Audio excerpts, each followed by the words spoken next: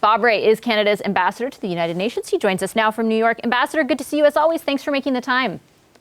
Thank you so much. I have a few questions about that meeting, but I wanted to start off actually on something that transpired where you are today, and that is the effort by the General Assembly to do something about the fact that Russia has a veto on the Security Council. And that something is essentially agreeing to a motion that if, in fact, a veto is used, the country that uses it has to come before the General Assembly to justify it. What is the aim behind that? What is the hope that that accomplishes? It's just an attempt to try to create more accountability for the use of the veto. We don't support the use of the veto. And we think that the veto is undemocratic and is anachronistic. And we've said that today in our intervention in the Assembly. But if you're going to use it, you've got to explain it, and you've got to explain it to the General Assembly. And that's quite simply, that's all it is. That's what it's intended to do. It passed without a vote. It was seen as simply a procedural thing that we're trying to do whatever we can to limit the use of the veto and to increase the accountability for its use. Is the inherent problem in that part of the sentence doing whatever we can? Are the limits so great on what you can do that in fact the efficacy of it or the effectiveness of it is limited? The UN Charter protects the use of the veto by 5 countries. We think that's ridiculous, and I said we think in this day and age it's completely anachronistic, but there it is. And we can't change the veto, we can't change the charter without the approval of the 5 members who have the veto. So all we can do at the moment is to limit the use of it by trying to circumscribe the accountability for it, which is what we're doing. And it's as simple as that. So say Russia gets up there and says, hey, we used the veto and this is why. I mean, you can only imagine what the reasoning would be. Does it matter if the reasoning is unacceptable? Well, it matters if we're able to generate a debate that ends up focusing more attention on what Russia is actually doing and end up forcing the Russians to explain why they're using the veto in that way. But I want to emphasize it's not just directed at Russia. It's directed at other countries that use the veto. And interestingly enough, there were 3 Security Council members, the French, the British, and the Americans who supported the resolution. The Chinese were a little more cautious in their approach, but nevertheless, they did not oppose it in the discussion today. We have had throughout the past 8 weeks a number of Ukrainian politicians on the show, and especially in recent weeks following the address to the UN from President Zelensky, they have voiced their concern about really the purpose of the UN at all. And I'm sure you're aware that was sort of punctuated by the visit first to Putin and then now in another day to the president of Ukraine. Do you have that sense, just being there in the middle of it all, that this is kind of a do or die moment for the UN? No, not at all. I think that's not true. I think the fact of the matter is the UN is a highly imperfect institution because the world is a highly imperfect place. And if you didn't have a United Nations, you'd have to invent it. Whether you could invent it under different circumstances, I don't know. But the fact is the UN, and Ukrainians know this, the UN is doing a lot of incredibly valuable work on the humanitarian side. The World Food Program is doing everything it can to supply food to the world's hungry. The UN High Commission for Refugees is doing everything it can to deal with the extent of the crisis on migration. We have close to 5 million refugees now coming out of Ukraine. So, no, I think that to suggest that this is the moment for the United Nations one way or the other, the United Nations will do its best to get through this. We will do everything we can to get to a more peaceful and secure world, but don't blame all the imperfections of the world on the United Nations. The UN as an organization is doing what it can. I mean, the sense I get from the politicians is that they're not blaming, and I certainly didn't mean to imply that they're blaming everything that's going wrong in the world on the UN. The quote that kind of jumped out to me yesterday from the one lady we had on who's an MP was that The UN needs to reform, and heavy reform at that. The UN has failed to do the one thing it has been established to do, to provide peace and security in the world. I mean, I was overseas. I saw all the aid went into the World Food Program. You're absolutely right. Those aid programs are unbelievable. And the speed at which, especially in that part of the world where they didn't have anything set up, they were able to be set up and get aid to people is certainly something that seems at the very least necessary and at the very, very least incredibly helpful. But on, the veto of Russia, on their ability to help, even let's, for example, say in creating humanitarian corridors, are you sympathetic to Ukrainian politicians or members of parliament there who are, questioning the effectiveness or the ability of the UN to get anything done in that regard? I think it's not the UN they're complaining about. I think they're complaining about the member states of the UN that have been unable to stop Russian aggression. The UN doesn't have a wand to do that.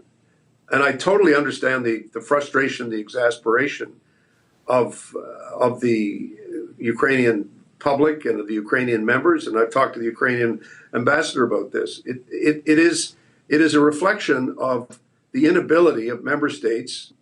Canada is one of them. All of us, we have not been able to stop the Russian aggression yet. We've slowed it down. The Ukrainians have slowed it down. Minister Anand is in Germany today discussing the question of what arms can we supply and how more quickly can we supply the necessary weaponry to the government of Ukraine. There is an aggression going on.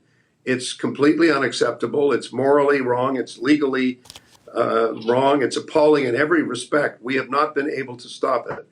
But when you say the United Nations has not been able to stop it, it's the member states of the United Nations that have not been able to stop it. And as Shakespeare said, it's don't blame our stars, blame ourselves. We have to understand that we all share a collective responsibility for not having been able to stop the Russian aggression. And that is the simple fact. It's not the UN has not been able to solve it. The UN doesn't have I think I've said this on this program before, we don't have the army at the UN. The Secretary General can't flick a switch and send in his army to stop the Russian aggression. Unfortunately, that power in the world does not exist.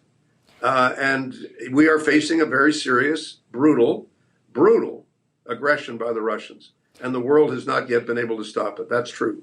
And it's a terrible thing. So if the, obviously the UN can't push a button to the degree, I understand what you're saying completely there, but if the UN's power in and of itself, let's say to help where humanitarian corridors are concerned, is limited as well, what's the point of the visit with Putin? Because it has to be negotiated. Because it's the Russians and the Ukrainians who have to agree to stop a conflict in order to create a corridor. You can't put civilians at further risk by saying, oh, come out the door and we'll make sure you're safe. If you're going to create a corridor, it's got to be safe. Who has to stop firing the weapons? The Russians and to some extent the Ukrainians. The people that are fighting have to agree to stop fighting long enough to let the humanitarian corridor work. Again, I think you've really got to, everybody has to think this through carefully. The UN itself can't say, oh, we're going to create a humanitarian, what do you want us to do? Pass a resolution saying we passed resolutions calling for humanitarian corridor. The question is, how do you enforce it? And the enforcement of the rule of law is the weak point in the entire system.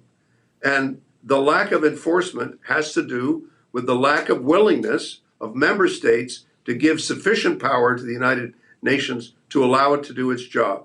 That decision was not made in 1945. We've got the veto in place now, which prevents the member states from those who want to do something from doing even more. But even notwithstanding the veto, the fact is we have not been able to deter the Russians from carrying out their aggressive activities. And that, I think, is what frustrates everybody.